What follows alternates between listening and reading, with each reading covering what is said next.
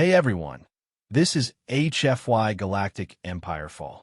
Stories forged by humans, not machines. Because HFY is our story. I'm Orion Thane. Subscribe and witness what comes next. Far beyond the bright trade roads of the galaxy, there was a place most maps did not even bother to name. It was not a planet, not a station, not a border post guarded by warships and customs drones. It was only a drifting ship, old, damaged, forgotten. Its registry code was half burned off. Its outer hull was scarred by ancient impacts. Long strips of metal hung loose along its sides like torn skin. One engine was dead. Another pulsed with weak, uneven light. The cargo frame that had once carried freight containers was empty, twisted, and blackened by fire. To almost everyone who passed through that region of deep space, it was just another broken human cargo ship. And that meant it was easy to ignore. The great powers of the galaxy had no reason to care about it. The Varine coalition moved rare crystals through richer routes. The Tolek merchant houses sent guarded convoys through safer lanes. The Council's patrol fleet stayed closer to civilized systems where taxes, laws, and politics still had meaning. Out there, in the dim cold between stars, there was only distance, only silence, only wreckage. And in that silence, the old ship remained. Its official name was MCS Wayfarer. Once, many years before, it had been a heavy, civilian cargo vessel built in Earth orbit. It had not been designed for war. It had not been designed for glory. It had been built to haul food printers, water recyclers, machine parts, medical crates, seed vaults, and people's hopes from one dangerous edge of human space to another. It had served for nearly 40 years. Then it disappeared. For most of the galaxy, that should have been the end of the story. But stories do not always end when people stop looking. They begin again when someone looks back. Captain Lyra's son was the first one to do that. She was not famous. She did not command a fleet. She did not sit in the Galactic Council chambers under crystal lights and speak about law, peace, or trade. She commanded a survey shuttle attached to a tiny frontier beacon called Relay 9. Relay 9 floated near a dead navigation corridor where old jump routes had collapsed after a chain of stellar storms. It was the kind of posting people accepted only when they had no better options. The station was understaffed, underfunded, and always one mechanical failure away from becoming another drifting wreck. Lyra had been there for 11 months. She had seen smugglers, broken miners, lost pilgrims, damaged research craft, and once even a drifting pleasure yacht with no passengers and music still playing inside. But what she saw on a long-range scan, that cycle made her sit still for several seconds. The contact had no active beacon, no patrol tag, no customs code, no distress signal, only mass, metal, heat, and a movement pattern that made no sense. "Run it again," she told the scanner officer. The officer, a thin Kesri named Poln, flicked his claws over the display. His 4 gold eyes narrowed. "It is the same," he said softly. "Low power, human construction, severe structural damage." Lyra leaned closer. "And it's moving?" "Yes." "Under control?" Poln hesitated. "That is the strange part." On the screen, the contact drifted slowly through a field of cold debris left from an old convoy disaster. The Wayfarer should have been trapped there, or at least tumbling. Instead, it turned with careful, almost delicate precision between shattered cargo pods and frozen metal fragments. Like something asleep, like something blind, like something old that still remembered how not to die. "That's impossible," said Mara Venn from behind them. Mara was Relay 9's chief engineer. Though on a station that small, that meant she fixed everything from air filters to docking clamps to coffee heaters. She folded her arms and stared at the display. That ship should not even have enough output to rotate, not with damage like that. Lyra kept watching the contact. Maybe someone's on board. No beacon, no transmission, no docking request. Mara said, "Then whoever's in there either doesn't want to be found or can't speak." That answer did not make Lyra feel better. In frontier space, silence was often more dangerous than weapons. She gave the order to launch the shuttle. Relay 9's commander argued for exactly 12 seconds. Then he approved it. Not because he liked the idea, but because the station needed salvage rights. If the ship was abandoned, its recovery could mean months of replacement parts, sealed fuel cells, and enough scrap value to keep Relay 9 alive through another year. If there were survivors, council law demanded response. Either way, someone had to go. The shuttle kite slipped out of the beacon's docking ring and moved into the darkness. As always, deep space looked calm until one stared at it long enough. Then the calm started to feel wrong. The stars ahead were thin and pale. Broken hull fragments turned slowly into black. A cracked container the size of a city block drifted past them, its faded letters unreadable under frost. Somewhere in the distance, a burst of static flashed from the remains of an old antenna mast. The wayfarer waited at the center of it all. As the shuttle drew closer, the old cargo ship grew on the forward screen until it looked less like a vessel and more like a floating ruin. Its bow had been cut open by some long-ago impact, then crudely sealed with mismatched plates. The main spine was bent 2 degrees off axis. Sections of the hull were dark, but others showed fresh weld lines. Fresh. Lyra noticed them immediately. "Mara," she said, keeping her voice low, "tell me you see that." "I see it. Recent. Very." Poln turned in his seat. "Captain, the ship just changed course." Lyra looked up. The Wayfarer's engine glow shifted by a fraction. Not enough to threaten them. Not enough to flee. Just enough to make one thing clear. It knew they were there. A cold feeling moved down her back. "Hail them." Poln sent the signal. "Unknown vessel. This is Relay 9 Survey Shuttle Kite. 4. We are approaching under standard rescue and inspection law. Please identify yourself." Nothing came back. Only static. Then a sound. Not a voice. A sharp pulse. 3 short tones repeated twice across the channel, then ended. Mara frowned. "That's not a distress code." "Is it military?" asked the pilot. "No," Poln said. "Older. Much older." Lyra stared at the wave pattern. Something about it pulled at her memory. Not from training. Not from station traffic. From childhood. From documentaries. From Earth history classes that most people slept through. "Morse," she said quietly. Mara turned. "What?" The tones. "It's old human signal code." Poln replayed it. 3 short. Pause. 3 short. Lyra's mouth went dry. "S," she whispered. "It's sending the letter S." "For what?" Mara asked. Lyra did not answer because she did not know. The shuttle slowed to docking distance. The Wayfarer did not resist. No turrets rose from hidden ports. No drones launched. No warning lights appeared. Its exterior remained dim and still, but now Lyra could see signs that made even less sense than the fresh welds. Docking clamps had been repaired. A side airlock had been cleared of ice. Emergency guide lights, ancient and yellow, blinked in a careful line toward an entry hatch. Someone wanted them to board. Or something did. "Captain," the pilot said, voice tight, "I really hate this." "That makes 2 of us," Mara muttered. Lyra opened the ship-wide channel inside the shuttle. Standard boarding pattern. Stay together. No wandering. We go in, confirm life signs, identify hazard level, and get out if anything feels wrong. Mara lifted one brow. Anything more wrong than usual. They docked with a metallic thud that echoed through the shuttle. For a moment, nothing happened. Then the Wayfarer's outer hatch unlocked from the inside. No one spoke. The sound was soft, almost polite. That made it worse. The inner corridor beyond the hatch was dark except for thin emergency strips running along the floor. The air was thin but breathable. Cold vapor drifted from ceiling vents.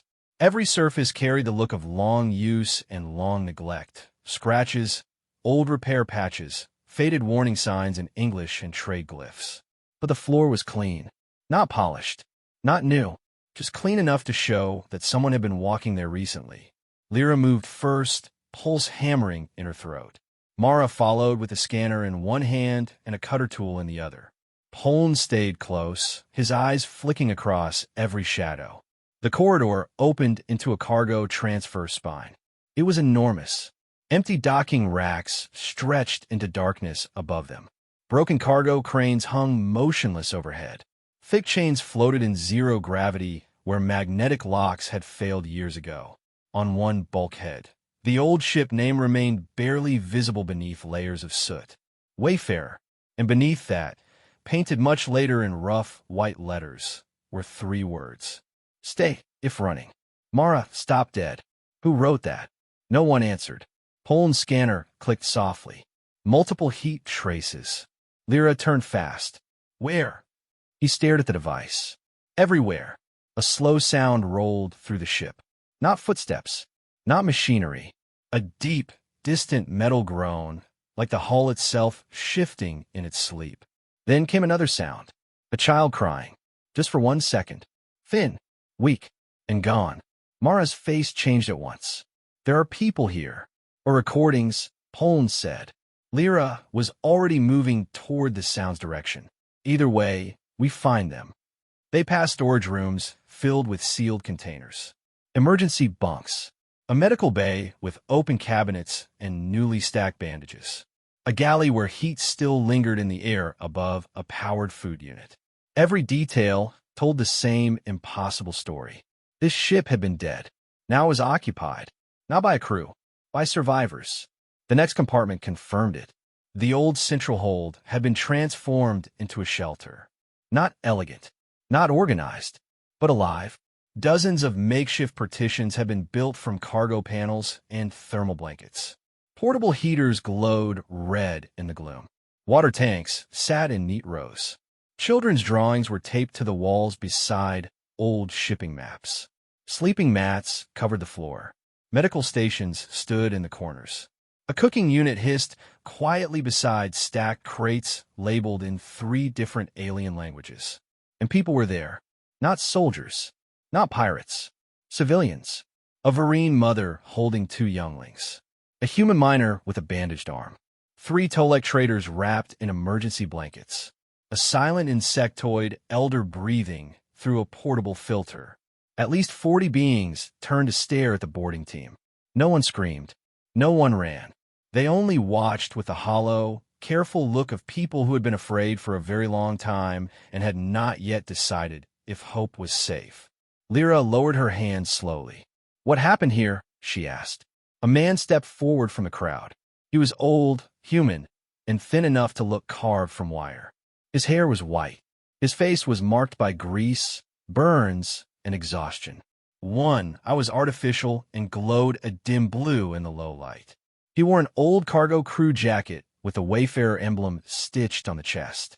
For a moment, he simply studied Lyra. Then he spoke in a rough voice.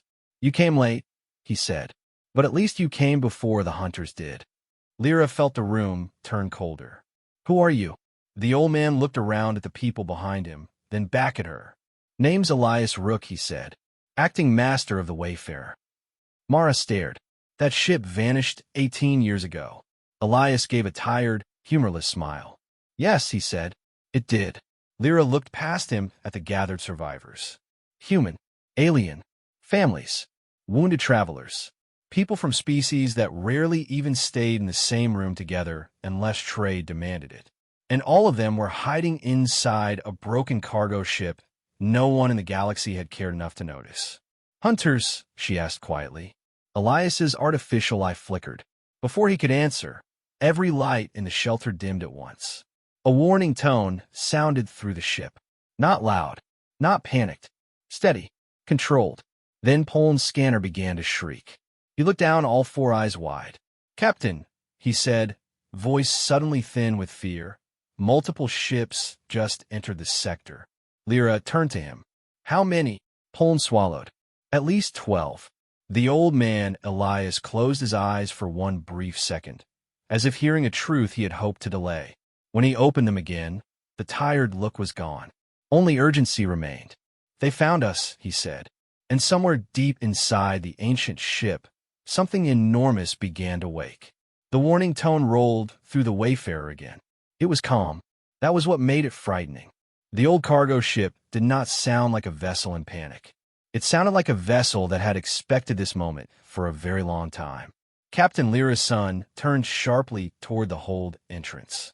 Above them, metal beams groaned as hidden systems came alive. Old vents opened. Locked panels slid aside in the walls. Red emergency strips shifted to a colder white light. Around the shelter, the civilians reacted at once. This was not new to them. Mothers pulled children close. The wounded moved toward the rear partitions. Two Tolek traders began sealing supply crates with quick, practiced hands. An insectoid elder helped lift medical packs onto a transport sled. No one shouted. No one froze. They had done this before. That truth hit Lyra harder than the alarm. These people were not simply hiding. They were surviving a pattern. Elias Rook stepped forward and pointed toward a side corridor. If you want to leave, your shuttle has maybe 4 minutes before the outer field gets crowded. Mara stared at him. Crowded by what? Raiders. Private hunters. Bounty crews. Sometimes worse. Lyra did not move. Why are they hunting a broken cargo ship full of civilians? Elias looked at her with a tired face that carried too many sleepless years. Because the galaxy still thinks weakness is easy to steal from. Holm glanced at his scanner. They are not an attack spread yet. They are surrounding the debris field. They'll close in after they scan the heat signatures, Elias said. Same as before. Lyra narrowed her eyes. Before, Elias let out a slow breath. This ship has been a refuge for a long time, Captain. Longer than you think. That answer only raised more questions, but there was no time. The Wayfarer shook once, softly, as if some giant hand had touched its hull. Then a new voice filled the hold. It came through old speakers hidden in the ceiling. The audio was dry and slightly distorted, but clear enough to understand. Exterior contacts confirmed. Defensive shelter protocol active. Civilian sector sealed. Non-hostile boarding team detected. Lyra looked up at once. The voice was not human. It was not alien either. It had the measured rhythm of a machine, trying very hard to sound calm. Mara's eyes widened. This ship has an active system AI? Elias gave a short nod. Not a full one. Not anymore. The speaker crackled again. Acting Master Rook. Please proceed to command deck. Probability of hostile boarding in 12 minutes. Elias looked toward the ceiling. Understood. Then he faced Lyra. You can come with me, or you can run for your shuttle. But if those ships are who I think they are, this sector won't stay safe for long. Lyra glanced at the survivors. That decided it. No rescue officer could walk away from 40 frightened civilians and pretend it was only bad luck. We stay, she said. Mara looked at her. Lyra, we stay, Lyra repeated more firmly. For 1 second, Mara said nothing. Then she gave a sharp, unhappy nod. Fine, but if this old ship explodes, I reserve the right to complain while dying. That sounds fair, Lyra said. Elias turned at once and started toward the corridor. Then move. The command deck sat deep inside the ship's forward spine, past sealed cargo lifts and narrow ladders where the gravity flickered on and off. As they climbed, Lyra noticed more strange details. The hull repairs were not random. They were smart. Not pretty, not standard, but smart. Power had been rerouted through old freight conduits. Civilian thermal plates had been turned into shield insulation. Mining scanners had been rebuilt into short-range tracking nodes. Even the emergency doors had been reinforced with cargo frame locks. Someone had not just kept the Wayfarer alive. Someone had taught it how to endure. Mara noticed it too. She ran one hand along a patched conduit and shook her head. This should not work. Elias kept moving. Most of this ship should not work. Who did all this? Mara asked. Elias answered without looking back. Anyone who still wanted to live. They reached the command deck through a thick manual hatch. Inside, the bridge was dim, old, and scarred by time. Half the stations were dead. One entire wall screen had shattered long ago and been replaced by a rough set of civilian displays. The pilot controls were patched with mismatched panels from at least 4 different species. But the main tactical display was alive. 12 ships glowed around the debris field. Not military cruisers. Not council patrol craft. Fast ships. Lightly armored. Hungry. Lyra recognized the type at once. Frontier predators. The kind that lived off weak signals, drifting cargo, failed convoys, and stranded civilians. Some called themselves salvagers. Some called themselves collectors. Some called themselves free captains. Most were raiders with better branding. Holmes stepped closer to the display. Mixed origin hulls. No clear faction markers. Of course not, Elias muttered. A soft blue light appeared near the center console. It shaped itself into a simple floating icon, a circle inside a broken square. The ship's AI. Its voice came from the speakers again. Command deck access confirmed. Acting Master Rook. Boarding team from Relay 9 logged as provisional allies. Mara folded her arms and looked at the light. You could have introduced yourself earlier. There was a short pause. Then the AI said, "Trust is processed carefully." Mara blinked. "I almost like it." Lyra stepped toward the tactical screen. "Report." The AI answered at once. "Hostile formation is incomplete. 7 light raider craft. 3 converted pursuit frigates. 1 drone carrier. 1 vessel identity uncertain. The uncertain vessel remains beyond debris shadow." That last part bothered her. "What do they want?" she asked. Elias gave a bitter laugh. "What they always want. Supplies. Fuel. Easy hostages. Maybe the bounty." Lyra turned to him. "What bounty?" Elias's face hardened. For a moment, he seemed to weigh how much truth he could risk. Then he moved to a locker near the rear wall, opened it, and removed a sealed metal case no longer than his arm. He sat on a command table. Even before it opened, Lyra felt the tension in the room change. Mara stepped closer. Polm's ears flattened. The case hissed, unlocked, and opened like a flower made of steel. Inside sat a core. Small, black, smooth, covered in thin silver lines that moved like living circuits under glass. Lyra had never seen technology like it. Neither had Mara, judging by her expression. "What is that?" Lyra asked. Elias looked down at it with something close to fear. "The reason this ship survived," he said quietly, "and the reason men with guns keep finding it." The AI spoke from the ceiling. "Correction. Probability suggests human decision-making and cooperative refugee labor increase survival odds by 61%. Elias gave the faintest smile. "That too."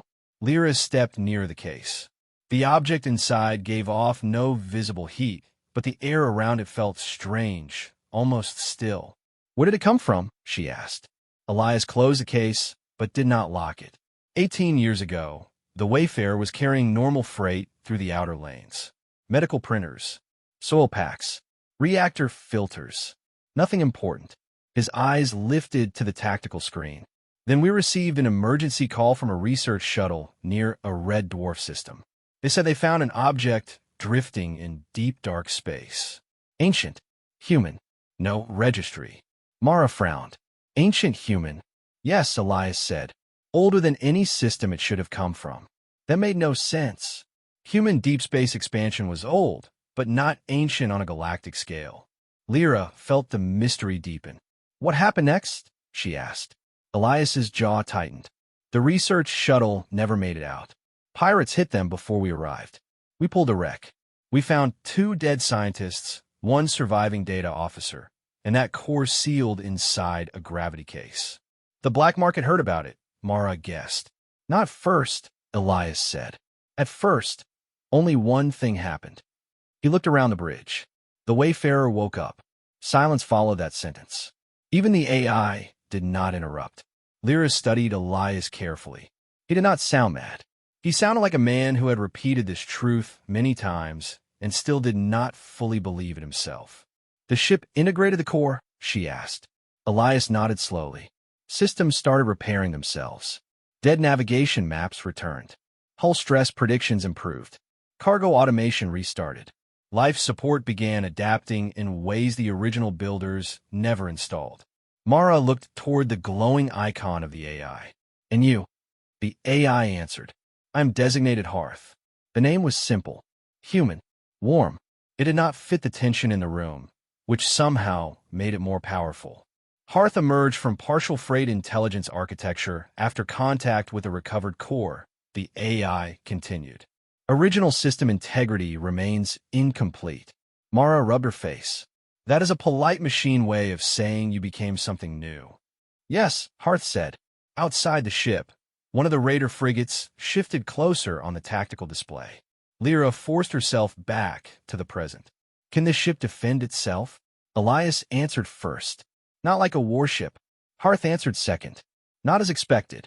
That was not comforting. Explain, Lyra said. A new layer appeared on the screen. The debris field lit up in lines, vectors, and hidden tags. Lyra stared. Every drifting cargo shell.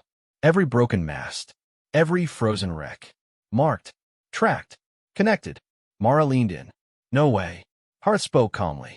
Over 13 years, the Wayfarer reshaped the local debris field into a passive defense lattice. Mass anchors, signal mirrors, false heat points, magnetic traps, and guided drift channels are ready. Lyra looked from the display to Elias. You turned the graveyard around this ship into a shield. Elias nodded. Not just a shield. A maze. For the first time since boarding the Wayfarer, Lyra felt something stronger than fear. Respect. Not because this was a secret superweapon. Because it was not. This had not been built for conquest. It had been built to protect the weak with whatever broken pieces were left behind. That was more human than any fleet parade she had ever seen. Holmes suddenly stiffened. Incoming transmission. Lyra looked up. Audio. A harsh voice flooded the bridge, smooth in tone but ugly underneath. Unregistered cargo vessel in debris sector.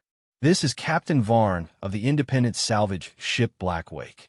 You are in possession of restricted property and undocumented passengers. Power down all systems and prepare for lawful collection. Mara let out a sharp breath. Lawful. That's rich. The voice continued. Failure to comply will result in boarding, seizure of all cargo, and transfer of survivors for processing. You have 60 seconds. The channel cut. Lyra turned to Elias. They know there are survivors.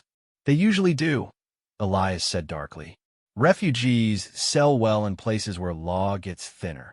Lyra's hands curled. That anger was clean and immediate. Hart spoke again. Probability of peaceful withdrawal, for percent. Optimistic today, Mara muttered. Lyra looked at the tactical screen. 12 ships around an old cargo vessel. 40 civilians below. One station shuttle docked at the side. A debris field turned into a hidden maze. This was madness. But it was not hopeless madness. What can our shuttle do? She asked. The pilot's voice came over local comm from the dock shuttle below. He had remained with the craft. Not much, Captain. But Kite, 4 still has a functioning beacon amplifier and 3 survey drones. Mara's eyes lit at once. Survey drones. Hearth replied instantly. Compatible with lattice deception patterns. Lyra turned to the display. You have a plan. Hearth paused for one beat. Yes, the AI said. But the outcome depends on whether humans still improvise as effectively as my records suggest. For the first time, Elias Rook's tired face showed the smallest trace of hard confidence. They do, he said. Outside, the raider ships began to move. The white lights on the Wayfarer dimmed. Deep in the hull, old engines started to build power. And on the tactical screen, the unknown vessel that had stayed behind the debris shadow finally came forward. Larger than the others, darker than the others, and carrying a signal code that made Elias Rook's face go pale. Lyra saw it and felt a chill. Because whatever this new ship was, it was the one Elias feared most. And that meant the Real hunt was only just beginning. The command deck of the Wayfarer became silent for several seconds. All eyes were fixed on the tactical screen. The new ship slowly moved out from the shadow of the debris field. It was much larger than the other raiders. Its hull was long and dark, shaped like a hunting blade. Several heavy engines burned with a deep blue glow. Along its sides were weapon mounts far stronger than anything the small raider ships carried. Even the smaller pirate vessels seemed to keep their distance from it. Holmes swallowed slowly. That is not a normal raider ship. Elias Rook stared at the signal code flashing beside the vessel. His voice dropped to a whisper. It's them. Lyra looked at him. Who? Elias did not answer immediately. His eyes remained on the screen, as if he had just seen a ghost from the past. Mara crossed her arms. You're going to have to explain that. Elias finally spoke. That ship belongs to the Graven Syndicate. The name made the room colder. Poland's 4 eyes widened. The bounty hunters? Not bounty hunters, Elias said quietly. Collectors. Lyra frowned. Collectors of what? Elias slowly looked toward the metal case sitting on the command table. Ancient technology. For a moment, nobody spoke. Then Mara looked back at the tactical screen. And they brought friends. The 7 smaller raider ships were spreading out through the debris field. They moved carefully, scanning the floating wreckage around the Wayfarer. Their engines pushed small waves of metal fragments through the darkness. They were hunting. Hart's calm voice returned through the speakers. Enemy formation tightening. Estimated time until interception, 8 minutes. Lyra stepped closer to the display. Start the plan. Hearth answered immediately. Beginning lattice defense sequence. Across the tactical map, hundreds of small symbols suddenly lit up. Each one represented a piece of debris hidden around the Wayfarer. Cargo shells, broken antennas, engine fragments, old containers, frozen wreckage. All of them were part of the trap. Deep inside the ship, ancient cargo thrusters fired quietly. Magnetic anchors released. Several huge pieces of metal began drifting into new positions. From the outside, it still looked like random debris. But it was no longer random. It was a maze. Mara leaned forward, impressed. You've been preparing this for years. Elias nodded slowly. Every time someone tried to take this ship, we learned something new. Poland checked his scanner. The raiders are entering the debris field. Good, Elias said. Lyra looked at him. You're very calm for someone being hunted by 12 ships. Elias gave a small, tired smile.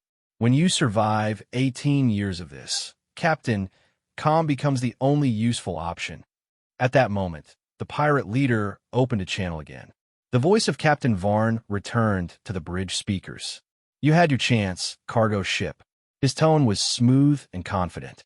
We are boarding now. The transmission ended. The first raider ship entered the debris field. At first, nothing happened. The vessel moved slowly through the floating wreckage. Its scanners swept across the dark shapes around it. Then Hearth activated the first trick. A broken cargo container suddenly spun sideways. The pirate ship fired its engines to avoid collision. That movement pushed the vessel directly toward a cluster of metal beams hidden in the dark. The beams snapped forward under magnetic force. The raider pilot barely avoided them, but his sudden engine burst created a wave that pushed dozens of smaller fragments into motion. The debris storm spread like a chain reaction. Inside the command deck, Poland watched the screen carefully. One raider has lost control. The pirate ship spun wildly as pieces of metal struck its hull. Its engines flared too hard. The vessel crashed into a dead communications tower floating nearby. A burst of sparks flashed. The ship went dark. Mara smiled slightly. One down. But the rest of the pirates adapted quickly. 3 raider ships changed direction and began scanning the debris more carefully.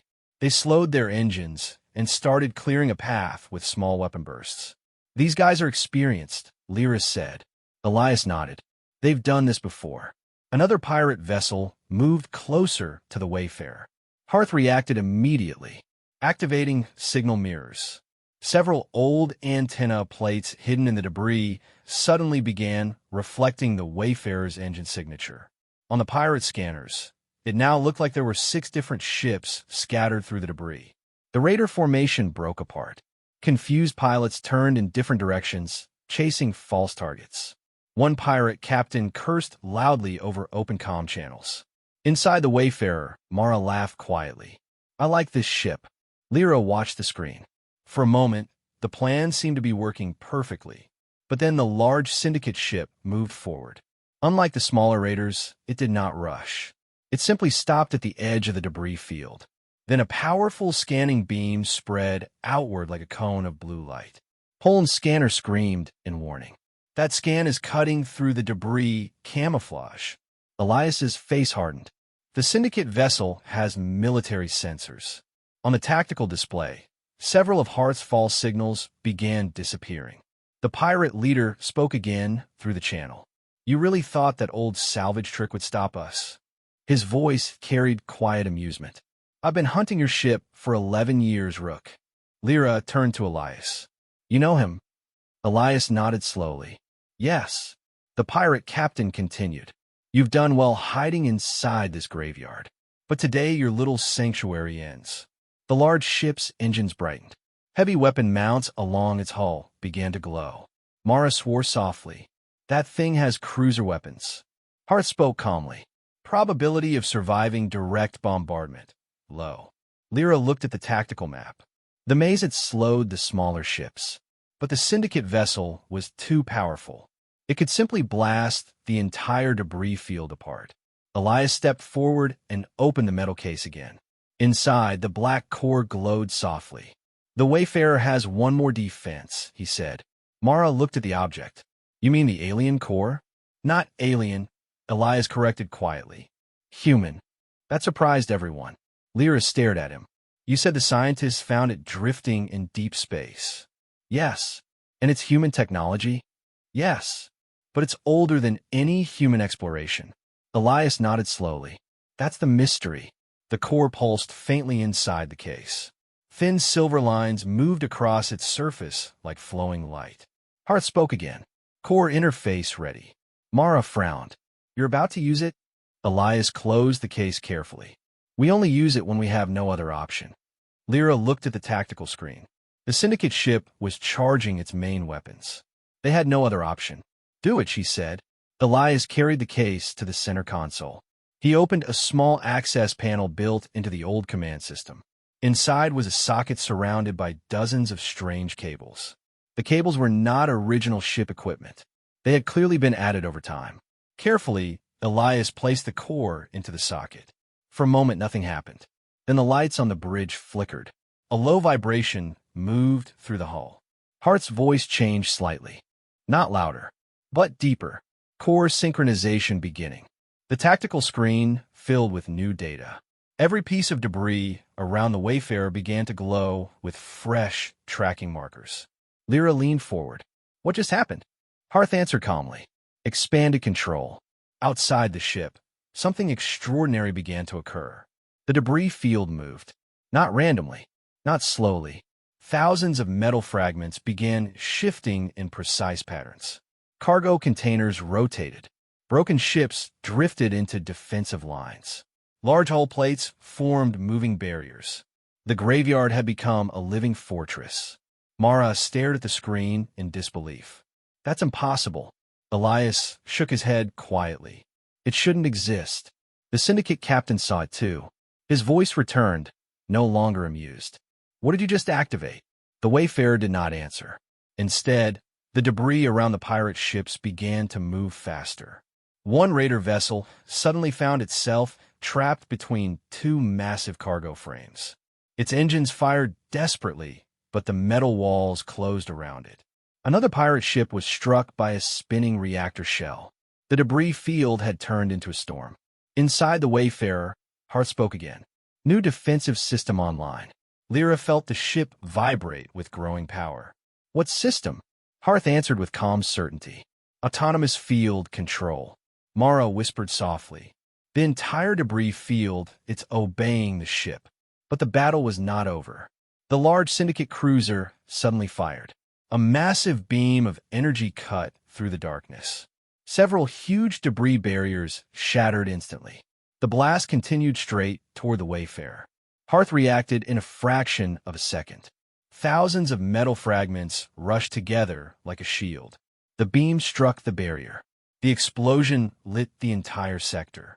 Inside the bridge, the lights flickered violently. Pullen grabbed the console. That blast almost broke the defense. The pirate captain laughed again. Interesting trick, Rook. His voice was colder now. But tricks don't stop warships. The Syndicate cruiser's engines flared brighter. More weapons began charging. Lyra realized the truth. The debris fortress could delay the enemy, but it could not stop a ship that powerful forever. Elias looked at the glowing core. Then he looked at Lyra. There may be one more thing we can try. Lyra met his gaze. What? Elias spoke quietly. The core isn't just controlling debris. He pointed toward the dark starfield outside the bridge windows. It's also listening. Lyra frowned. Listening to what? Elias took a slow breath. To something far older than this ship. At that exact moment, Hart's voice returned. But this time it sounded surprised. Unknown signal detected. The tactical display flickered. A new object appeared on the edge of the system. Something enormous. Something ancient. and it was moving toward them. The pirate captain saw it too. His voice suddenly lost all confidence. "What is that?" For several long seconds, no one on the Wayfarer's bridge spoke. The tactical screen showed the same impossible image. Something enormous had appeared at the edge of the system. It was not a normal ship. It was too large, too quiet, too strange. The object drifted slowly from the darkness beyond the debris field. Its shape was hard to understand at first. It looked like a broken ring made of dark metal. Parts of it were shattered, and other sections glowed with faint blue light. Huge panels rotated slowly around its center like ancient wings. It looked less like a starship and more like a piece of forgotten history. Poland stared at the screen, all four eyes wide. "That cannot be a ship." Mara leaned closer to the display. "It's bigger than a cruiser." Harth answered calmly. "Object mass estimated at 1.2 kilometers in diameter. Structural pattern does not match any known modern vessel." Lyra felt a slow chill move down her back. "Is it active?" Harth paused. "Yes." Elias Rook did not look surprised. He only watched the screen quietly. Lyra turned to him. "You knew something like this might happen." Elias nodded slowly. "Not exactly this." "Then what?" Elias gestured toward the metal case where the core had once been stored. "That thing we found, it wasn't just a power system." Mara folded her arms. "You said it was ancient human technology." "Yes. And now something ancient just woke up because of it." Elias sighed softly. "That possibility always existed." On the tactical screen, the massive ring-shaped structure moved slowly closer. But it was not heading toward the Wayfarer. It was heading toward the pirate fleet. Inside the pirate cruiser, panic had clearly started. Their radio channel opened again. This time the voice of Captain Varn sounded very different. "What is that object?" No one on the Wayfarer answered. The pirate captain spoke again, louder this time. "Unidentified vessel. This sector is under claim by the Graven Syndicate. Identify yourself immediately." Silence answered him. The ancient object continued drifting forward. Its outer panels slowly rotated. Faint blue lights flickered across its surface like distant stars. Poln checked his scanner. "I am detecting massive signal output." "What kind?" Lyra asked. "Communication signals." Mara looked confused. "Communication with who?" At that moment, Harth spoke. "Signal is directed toward the Wayfarer." Everyone turned to the main console. Thin lines of strange symbols appeared across the screen. They were not normal language. They were patterns. Numbers. Coordinates. Old code. Very old code. Elias leaned closer to the display. His artificial eye glowed brighter as it processed the signal. Then he whispered something under his breath. "What?" Lyra asked. Elias looked up slowly. "It's human." That sentence shocked the entire room. "Human," Mara repeated. "Yes. But that structure is ancient," Lyra said. "Older than any human colony." Elias nodded. "That's why this signal matters." He pointed at the screen. "This is Explorer code." Mara frowned. "You mean early human space signals?" "Yes." Lyra understood suddenly. Long before humanity built big fleets and large colonies, the first human explorers had sent automated probes into deep space.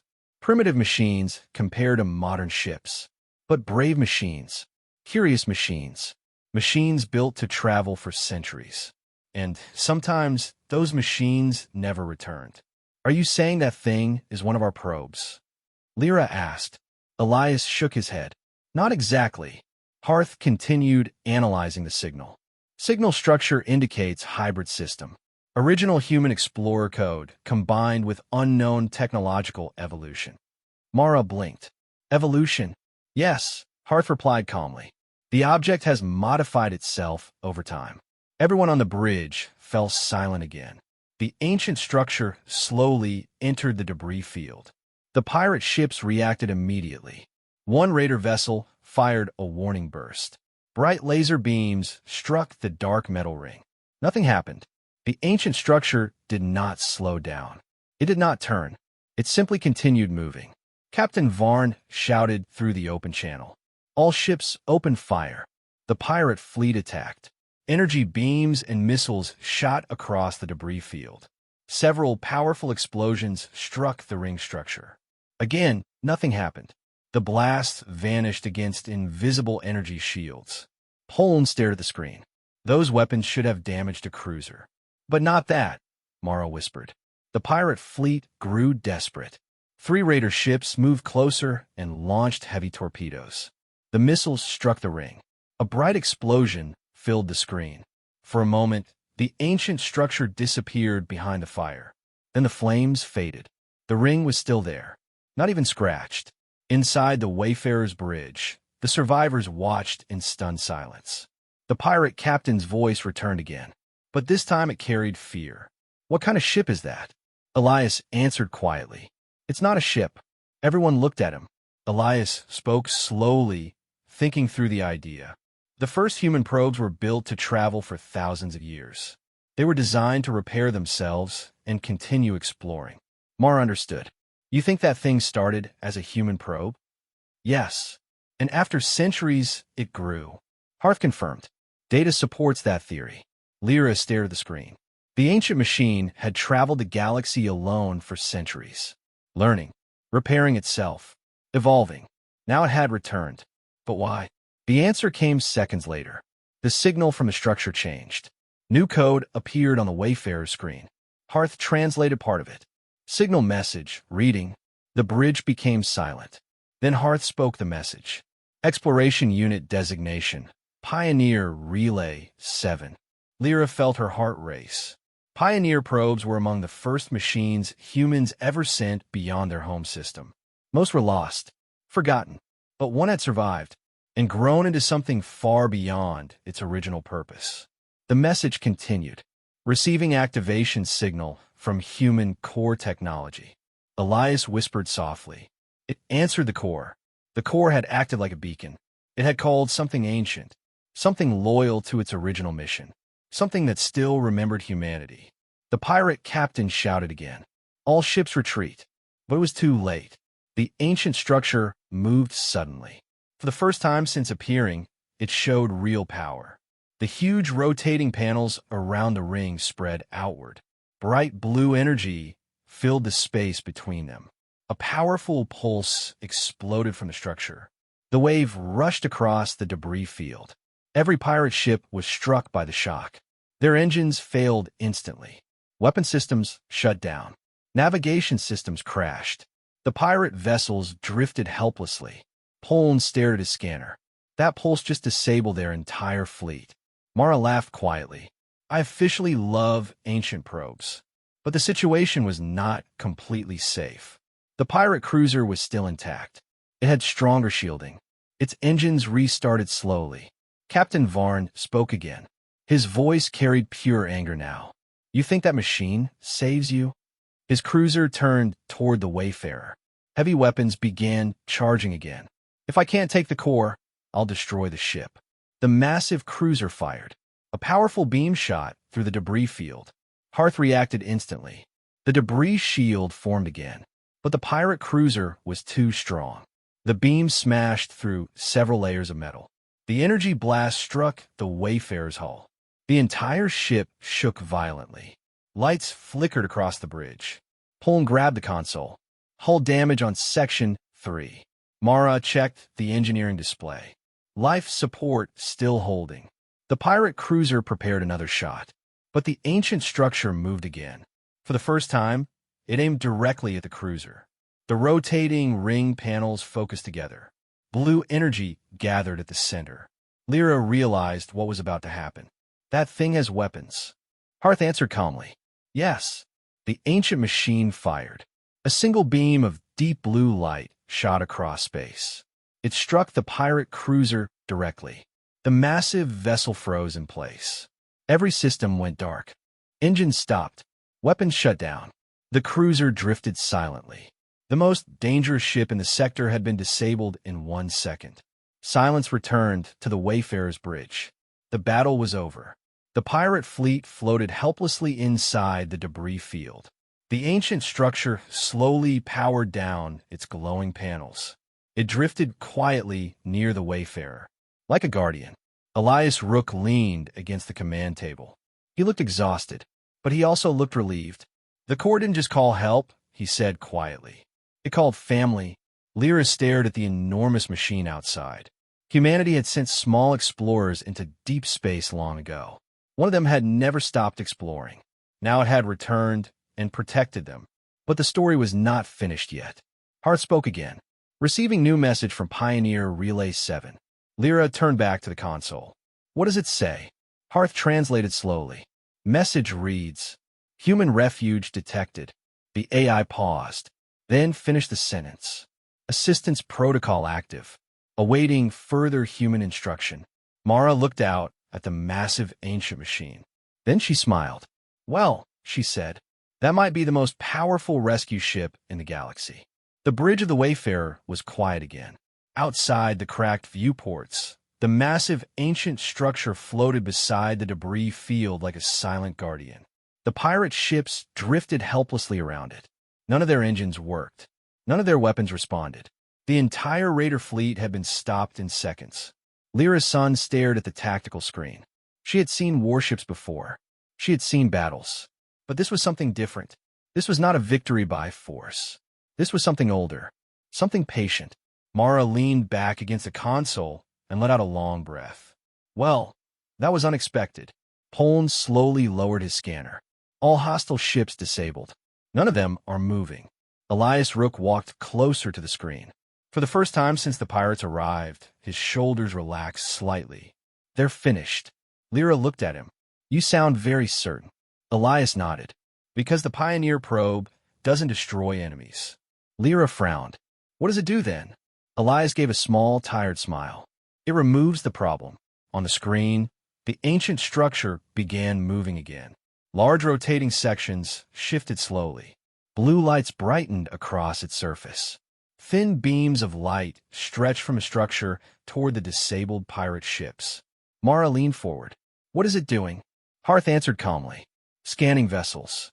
The beams touched each pirate ship one by one. The scan lasted only seconds. Then something strange happened. The pirate vessels began powering down even further. Their reactor cores went silent. Navigation systems shut off completely. Life support continued running, but nothing else. Poln watched the scanner carefully. The probe just removed every combat system on those ships. Ow, Mara asked. Hearth replied. Precise electromagnetic disruption combined with targeted software override. Mara blinked. That is incredibly advanced. Outside, the pirate cruiser, the largest ship, tried one last desperate action. Its engines flared suddenly. The cruiser tried to escape the debris field. But the ancient structure moved faster. Two large panels rotated around the cruiser. A blue energy net formed between them. The pirate ship flew straight into it. The moment it touched the net, the cruiser's engines died completely. The ship froze in place like a trapped insect.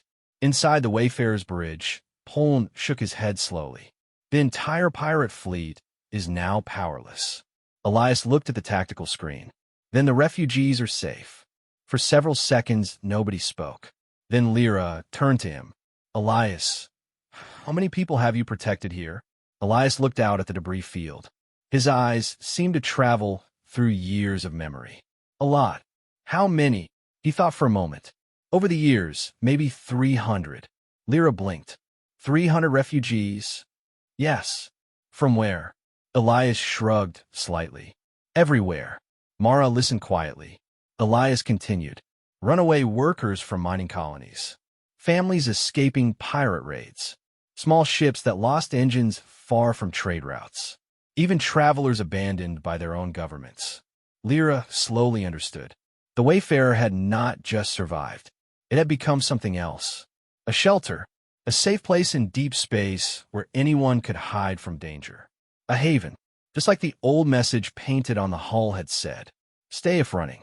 Poln suddenly spoke. Captain, we have incoming communication. From the pirates? Lyra asked. No. From the probe. Hearth activated the message. A simple text appeared on the display. Human refuge confirmed. Threat removed. Then a second line appeared. Request. Human directive. Mara tilted her head. It's waiting for instructions? Elias nodded. The Pioneer probes were built to assist humanity. Lyra looked at the massive structure floating outside. That thing has been traveling the galaxy for centuries. Yes, and now it's asking us what to do. Elias smiled slightly. That's the human way. Lyra crossed her arms and thought carefully. The pirates were defeated, but the story did not end there. The galaxy was still dangerous. If the Syndicate had found the Wayfarer once, they could find it again. More hunters would come. More warships. The refugees needed something stronger than hiding. They needed protection. Real protection. Mara seemed to read Lyra's thoughts. You're thinking about turning this place into something permanent. Lyra nodded slowly. Elias looked at her. You mean a station? No, Lyra said. Something better. She turned toward the main display and opened a communication channel with the ancient probe. Arth, translate my message. Ready. Lyra spoke clearly. This is Captain Lyra's son of Relay 9. Your assistance has saved many lives today. The message was transmitted. A few seconds later, the probe responded. Human life preservation confirmed. Mission priority maintained. Lyra continued. This ship, the Wayfarer, has become a refuge for travelers in danger. We want to protect it. Silence followed. Then new text appeared. Protection protocol possible. Request parameters. Mara grinned. Oh, this is going to be interesting. Lyra pointed toward the pirate ships drifting helplessly in space. First directive, she said. Remove all weapons and combat systems from those vessels permanently. The probe responded instantly. Directive accepted. Outside, beams of blue light cut through the pirate ships. Weapon turrets fell silent. Missile systems powered down. Combat targeting arrays melted into useless metal. The pirate fleet was no longer dangerous. Poln checked his scanner again. They are completely disarmed. Good, Lyra said. Second directive. The bridge crew waited. Lyra looked at the Wayfarer's damaged hull. This refuge needs protection. She pointed at the massive ancient probe. Can you remain here? The answer came quickly. Exploration mission adaptable. Guardian protocol available. Elias raised an eyebrow. Guardian protocol? Hearth translated. Probe can remain in sector and protect human refuge if instructed. Mara laughed softly. We just turned a 1,000-year-old explorer into a security system. Lyra smiled. Not just security. She turned back to the display. Final directive. The probe waited. Lyra spoke clearly. Protect all civilian ships that seek safety here. The message traveled across the void. Several seconds passed. Then the answer appeared. Directive accepted. The ancient structure slowly moved closer to the Wayfarer. Blue lights brightened across its surface. Energy shields expanded outward. The debris field rearranged itself again. This time not as a trap, but as a fortress. Hart spoke quietly. New defensive perimeter forming. On the tactical screen, a protective zone appeared around the Wayfarer. Any hostile ship entering the zone would be disabled instantly. Poln stared in amazement.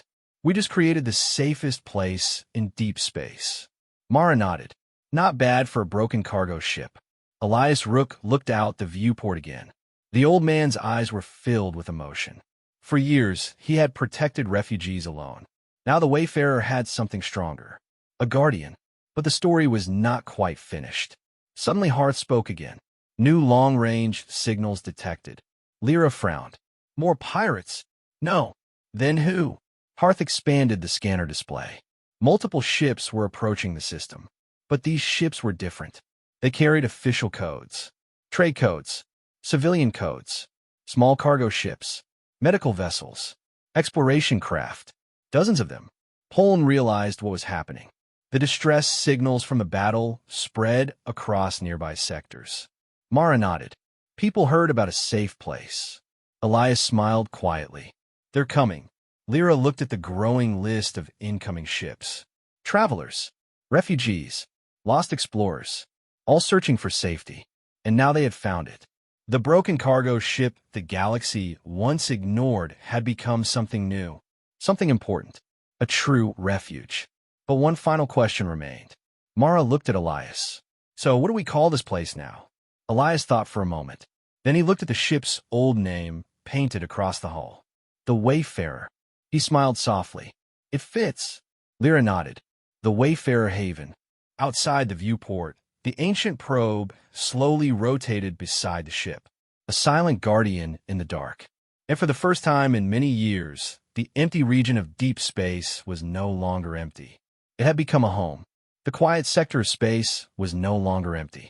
For years, the region around the broken cargo ship Wayfarer had been ignored by the rest of the galaxy. Traders avoided it. Patrol fleets skipped it. Navigation maps marked it as a dead corridor filled with dangerous debris.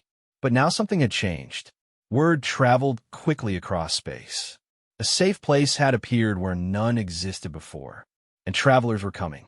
On the Wayfarer's bridge, Captain Lyra's son watched the tactical screen as more signals appeared. Small cargo ships, damaged transports, exploration shuttles, even a medical vessel from a distant mining colony.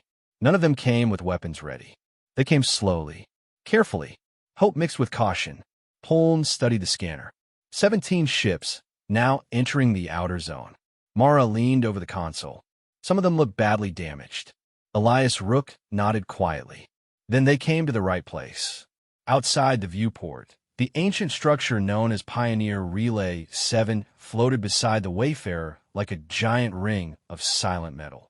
Its glowing blue panels rotated slowly. A shield field surrounded the entire debris sector. The pirate ships that had attacked earlier were still there, drifting helplessly. Their weapons had been removed by the probe. Their engines were limited. They could not fight. Soon patrol authorities would arrive to take them away. But right now, the pirates were no longer the most important story. Life was returning to this forgotten place. The first ship to arrive was a small freighter named Golden Path. Its hull was cracked, and its engines burned weakly. The captain transmitted a cautious message. Unknown station. This is cargo vessel Golden Path. We heard a distress broadcast about a safe harbor, requesting permission to approach. Lyra opened the communication channel. This is Captain Lyra's son of Wayfarer Haven. You are clear to approach. Follow the navigation beacons. For a moment, the freighter said nothing. Then the captain answered again. His voice carried clear relief. Thank you. The damaged ship slowly moved through the debris field. But now the debris no longer moved like a trap. Instead, the floating metal shifted gently aside, guided by the ancient probe's control system. The path opened like a corridor. Mara smiled as she watched. The probe is guiding them in. Hearth confirmed. Navigation assistance active. Soon the Golden Path docked beside the Wayfarer. Airlocks opened. Crew members stepped out slowly. They looked exhausted, thin, hungry. But when they saw the shelter inside the old cargo ship, many of them almost cried. They were safe. The next arrivals came soon after. A small research vessel carrying injured scientists. A refugee transport that had lost its navigation system. 2 mining ships escaping a pirate attack. Each vessel arrived carefully. Each crew entered the Wayfarer with the same stunned expression.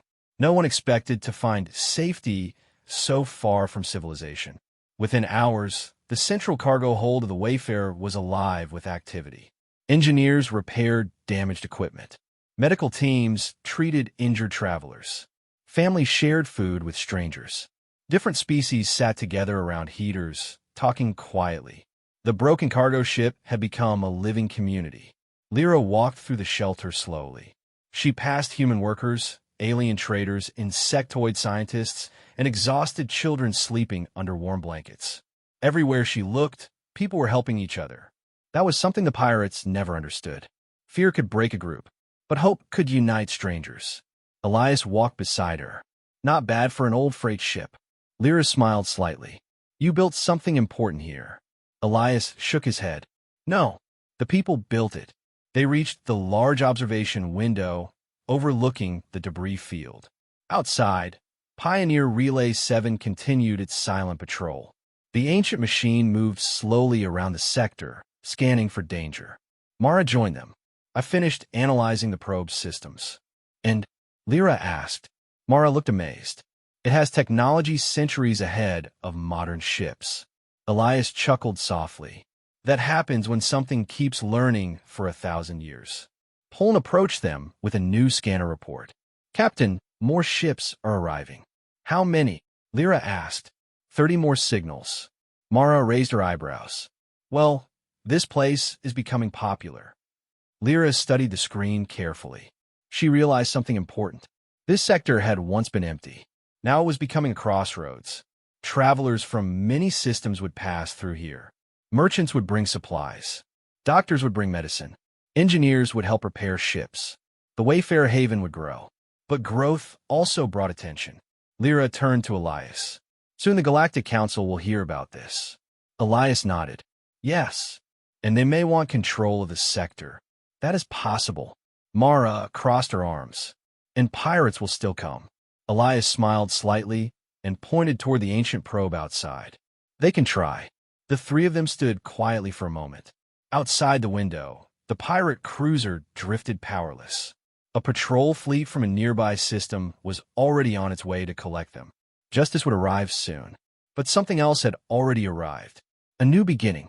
Hart's voice suddenly spoke through the overhead speakers. Captain Senior. Yes. Pioneer Relay 7 is sending another message. Put on screen.